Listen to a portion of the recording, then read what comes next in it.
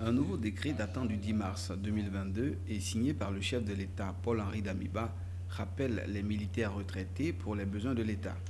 Récemment rendu public, la décision qui a pour objectif de renforcer les effectifs de l'armée ne rencontre pas nécessairement l'assentiment des Burkinabés. Il faut mieux de revoir, de s'organiser pour aller faire le combat. Sinon, je trouve que les retraités, bon, ils sont fatigués. Ah bon? Oui.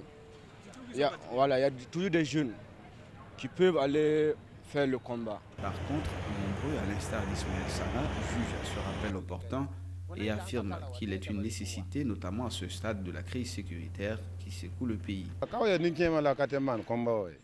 Ce n'est pas parce qu'ils sont retraités qu'ils ne pourront pas combattre les terroristes. L'adage dit que le vieux peut conseiller l'enfant et vice-versa. Les anciens ont beaucoup plus d'expérience.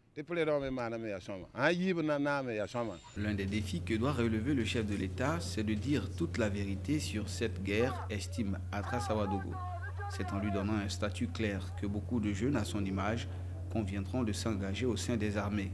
Si tout le monde, si vraiment, si il y a l'éclaircissement, je suis prêt. L'éclaircissement, c'est quoi? Les moyens même? Bon, c'est pas les moyens. Puisque le tourisme aujourd'hui ici, là, franchement dit, on ne comprend rien. On ne sait pas, c'est une politique. C'est comment, on ne sait pas. Même tonalité dans les propos de Mazou, un jeune burkinabé qui appelle de tous ses voeux la fin de cette guerre. Moi, je suis prêt, mais je veux que j'appelle Dieu que ça là n'a qu'à finir, quoi. Qu'on n'a qu'à s'entendre ici, que ça soit bien. Donc, faire appel aux retraités n'est pas la seule solution, dira Ismaël. Ce qui pose problème aujourd'hui, c'est la qualité de l'exemple à donner par les premières autorités qui sont elles-mêmes issues de l'armée. Je pense que les autorités, y compris le chef de l'État, doivent donner l'exemple. Plus aucun militaire en caserne, tous sur les fronts, c'est pour cela qu'ils ont été recrutés.